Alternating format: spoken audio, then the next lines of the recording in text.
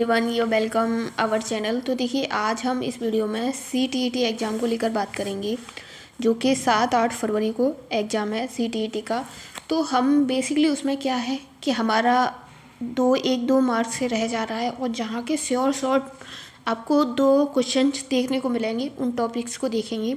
और बाकी का देखिए हम अपने बारे में बता दें, हमारा UPTET CTET 5 टाइम्स क्वालिफाई है, फर्स्ट अटेम्प्ट में ही क्वालिफाई हुआ था CTET। तो जो बेसिकली क्या है, कई रीजंस होते हैं कि हमारा 1-2 नंबर से CTET रह जाता है, तो लास्ट टाइम बड़ा दुख होता है। तो जो 1-2 नंबर का गैप है, उसे हम किस तरीके से फिल करें कि हमारा CTET अच्छे मार्क्स से क्वालिफाई हो जाए। जहाँ से शॉर्ट है कि आपको एक क्वेश्चन देखने को मिलेगा, जैसे कि यहाँ बात करें NCF हुआ, NCF से आपको एक क्वेश्चन देखने को मिलेगा।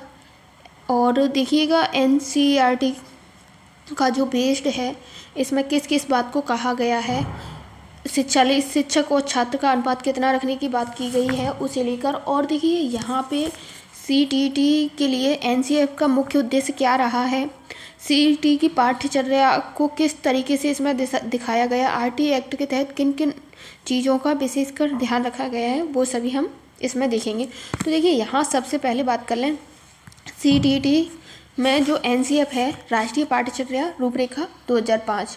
तो ये है, इसमें देखिए ये सबसे नई राष्ट्रीय दस्तावेज है, और इसे संविधान की 8वीं अनुसूची में रखा गया है, 8वीं अनुसूची में रखा गया है। और ये संसाधन विकास मंत्रालय की, ये किस मंत्रालय की पहल है, तो ये संसाधन विकास मंत्रालय की पहल है।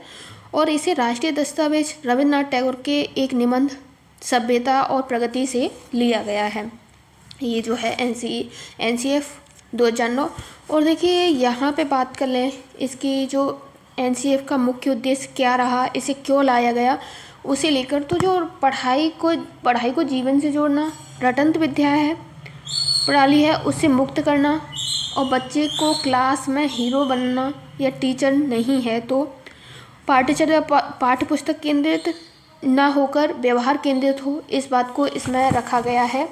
और देखिएगा यहाँ पे बात कर लें कि यहाँ कक्षा की गतिविधियाँ जो भी हैं, उसे लेकर इसमें बात की गई है। राष्ट्रीय मूल्यांकन प्रतिस्थापन, इसे लेकर बात की है।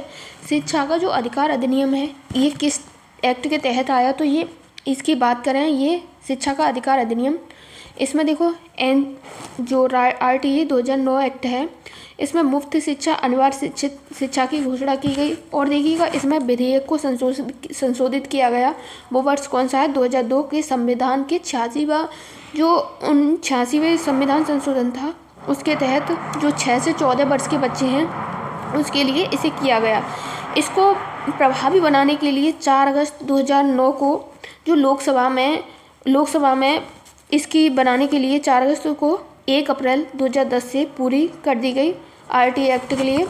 और देखिएगा इसमें इसका नेक्स्ट देख ले, तो देखिए नेक्स्ट इसमें बात की गई है NCF के जो मार्गदर्शी सिद्धांत हैं, उसमें किन किन चीज़ों को बच्चों को ध्यान में रखकर हमें करना चाहिए। तो जो NCF के जो वो हैं CT में, यहाँ से सवाल आपको बनता है, आपको देखने को मिलेगा, कोई भी डाउट नहीं है। तो जो यहाँ बात की है ज्ञान को वास्तविक जीवन से जोड़ना, बच्चे का जो ज्ञान है वो उसके वास्तविक जीवन से जोड़ के उसे बच्चे के लिए उपयोगी बनाना, समझ आधारित शिक्षा, न रटने वाली, परीक्षा का डर कम करना, बच्चों में जो परीक्षा का डर है एग्ज़ाम को लेकर, उसे कम करना, किताब के बाहर भी सिखाना, किताब के बाहरी जो है खेल कूद के माध्यम से भी बच्चों को सिखाने की बात की गई है। लोकतांत्रिक मूल्यों के विकास को लेकर भी इसमें बात की गई है। NCF कहता है किताब सब कुछ नहीं है, NCF का जो मोस्ट वो है, उसमें कहा गया है किताब सब कुछ नहीं है, आपको बच्चों को बाहरी जीवन से जोड़ के ज्ञान देना है, उसे लेकर बात की गई है। और देखिए यहाँ ज्ञान और स्कूल का संबंध क्या है, इस पर बात करें तो जो बच्चा है ज्ञान को किस तरीके स्कूल से कैसे संबंधित करेगा, उसे लेकर। तो बच्चों का ज्ञान कहाँ से आता है, बच्चे के अनुभव से, और घर समाज वो कैसे वातावरण में रह रहा है, आसपास का माहौल कैसा है, जो बच्चा रोज़ देखता है वही उसकी सबसे बड़ी किताब होती है। यहाँ बात करें, जो बच्चा रोज़ देख रहा है वही, और जिस माहौल में रह रहा है वही उसकी एक किताब होती है। और देखिए यहाँ पाठ्यचर्या को लेकर बात करें, जो मार्गदर्शन है इसके, तो जो मार्गदर्शन को लेकर इसमें बात की गई है, टीचर और स्टूडेंट में की भूमिका को अच्छे से समझ लो। इसमें टीचर मार्गदर्शक है और स्टूडेंट सक्रिय सहभागी है। इसमें स्टूडेंट एक सक्रिय सहभागी है, इसे लेकर बात की गई है। और कैसे पढ़ाया जाए, समूह कार्य, चर्चा, प्रोजेक्ट, इसके माध्यम से ये CTET की वर्ड याद रखना, एक्टिव लर्निंग। इसमें एक्टिव लर्निंग को लेकर जो बात की गई है वो इसी में की गई है। और देखिएगा आगे नेक्स्ट देख लें, नेक्स्ट लाइन में हमारा क्या है, तो देखिए जो शिक्षा का अधिकार अधिनियम 2009 RTE एक्ट है। अब आते हैं इम्पोर्टेंट जो पार्ट है उस पर। तो इसे लागू कब किया गया, 1 अप्रैल 2010 को इसे लागू किया गया। और किस वर्ष के लिए है, ये किस आयु वर्ग के लिए है, तो ये 6 से 14 वर्ष के जो बच्चे हैं उनके लिए उपयोगी है। शिक्षा निःशुल्क और अनिवार्य होगी, उसे लेकर बात की गई है। इसे लेकर बात कर रहे हैं, ये एक मौलिक अधिकार है बच्चों के लिए। संविधान में कहाँ है इसका स्थान, तो अनुच्छेद जो आर्टिकल 21 है इसमें रखा गया है 86वां संविधान संशोधन को लेकर। देखिएगा ये मोस्ट इम्पोर्टेंट पॉइंट है, आपको NCF से अगर क्वेश्चन बनता है तो यहाँ से आपको क्वेश्चन देखने को मिलेगा।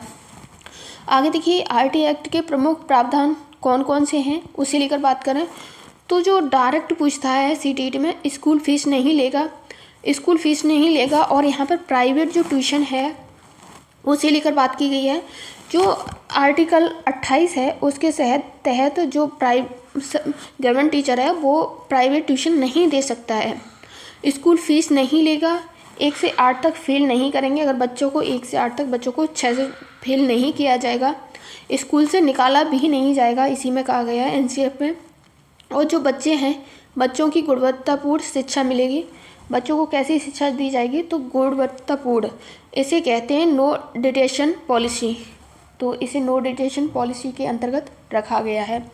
आगे देख लें तो जो नंबर में याद करने की बात करें, इसमें टीचर स्टूडेंट रेशियो क्या है PTR को लेकर, तो जो स्टूडेंट रेशियो है उसे लेकर बात करें तो जो कक्षा 1 से 5 तक है वो 1:30 रखा गया है। और देखिएगा जो 6 to 8 है उसके लिए NCF में क्या रखा गया है, तो 1:35 उसमें रखा गया है। 1:35 या 40 के अराउंड भी ले लेते हैं, इस तरीके से इसे रखा गया है। और देखिए जो इसकी बात कर RTE के अनुसार जो आवश्यकता वाले अंतर्गत पढ़ाना चाहिए वो है समावेशी शिक्षा।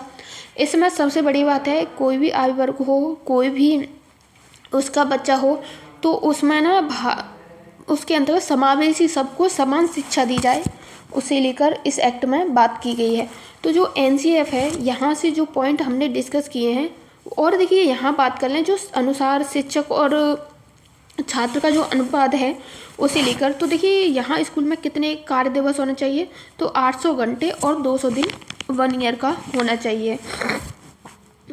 और देखिएगा तो इतना ही देखेंगे, आगे के नेक्स्ट पॉइंट नेक्स्ट वीडियो में देखेंगे। तो आज के लिए जो इम्पोर्टेंट थे NCF से वो हमने सभी देख लिया। बाकी का अभी देखिए EVS का जो मोस्ट इम्पोर्टेंट पॉइंट है NCERT बेस, उसे भी डिस्कस कर लेंगे। तो आज के लिए बस इतना ही। Thanks for watching this video.